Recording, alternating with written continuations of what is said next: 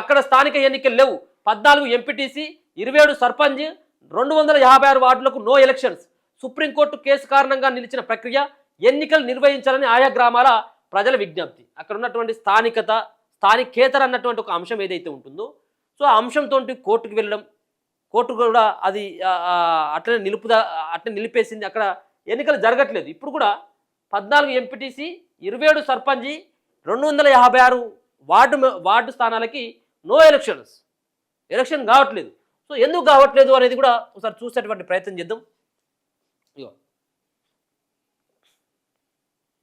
రాష్ట్రంలో వివిధ జిల్లాలో 14 ఎంపీటీసీ స్థానాలు, 27 సర్పంచ్, 256 వార్డుల ఎన్నికలకు బ్రేక్ పడింది. సుప్రీంకోర్టులో కేసుల కారణంగా ఇక్కడ ఎన్నికల ప్రక్రియ నిలిచిపోయింది. ములుగు జిల్లా మంగపేట మండలంలోని 14 ఎంపీటీసీలు, 25 గ్రామ పంచాయతీల సర్పంచులు, 230 వార్డు సభ్యుల స్థానాలకు ఎన్నికలు నిర్వహించడం లేదని ఎన్నికల సంఘం ప్రకటించింది. ఈ మండలంలో జెడ్పీటీసీ ఎన్నికలు మాత్రం నిర్వహిస్తున్నట్టు తెలిపింది. మరోవైపు కరీంనగర్ జిల్లాలోనూ 2 గ్రామాల్లో ఎన్నికలు జరగడం లేదు. ఇక మంచిర్యాల జిల్లా దండేపల్లి మండలంలోని గూడెం గ్రామం ఈసారి కూడా ఎన్నికలకు దూరంగా ఉండనుంది. దీంతో తమ గ్రామాలకు ఎన్నికలు జరిపించాలని ఆయా ప్రాంతాల ప్రజలు కోరుతున్నారు. ప్రత్యేక అధికారుల పాలన కొనసాగుతుండటంతో అభివృద్ధి కుంటుపడుతున్నదని ఆవేదన వ్యక్తం చేస్తున్నారు. ఇక మంగపేటలో పరిస్థితి ఇది. రాష్ట్రంలో మొత్తం 5,749 ఎంపీటీసీ, 565 జెడ్పీటీసీ, 12,733 గ్రామ పంచాయతీ, అలాగే 1,12,238 వార్డులకు ఎన్నికలు జరగనున్నాయి. ఇందులో ములుగు జిల్లాలోని మంగపేట మండలంలో 14 ఎంపీటీసీ స్థానాలు, 25 గ్రామ పంచాయతీలు, 230 వార్డులు. ఇక కరీంనగర్ జిల్లాలోని 2 గ్రామ పంచాయతీలు, 16 వార్డులకు ఎన్నికలు జరగడం లేదు. మంగపేట మండలంలోని కమలాపురం 1, కమలాపురం 2, కమలాపురం 3, మంగపేట, నర్సాపూర్, కోమటిపల్లి, చెరుపల్లి, తిమ్మంపేట, మల్లూరు, నరసింహసాగర్, రామనక్కపేట్, రాజుపేట్, కత్తిగూడెం, దొమ్మెడ ఎంపీటీసీ స్థానాలకు ఎన్నికలు జరగట్లేదట.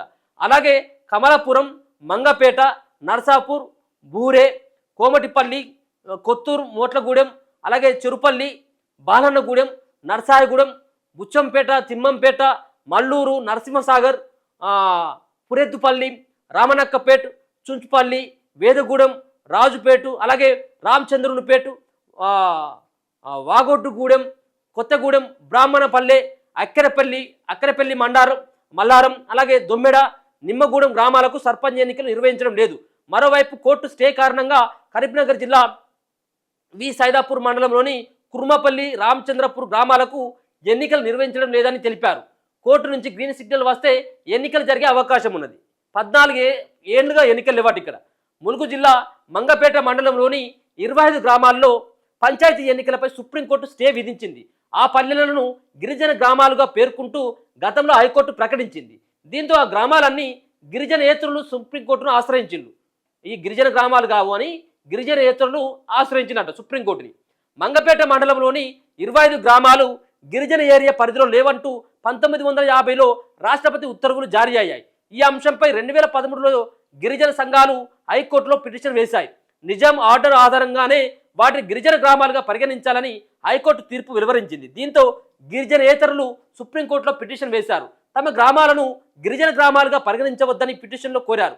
1950లో రాష్ట్రపతి ఇచ్చిన ఉత్తర్వుల ప్రకారం మంగపేట మండలంలోని 25 గ్రామాలు గిరిజన ఏరియా పరిధిలో లేవని గిరిజనేతరుల తరపున న్యాయవాది కోర్టులో వాదించారు.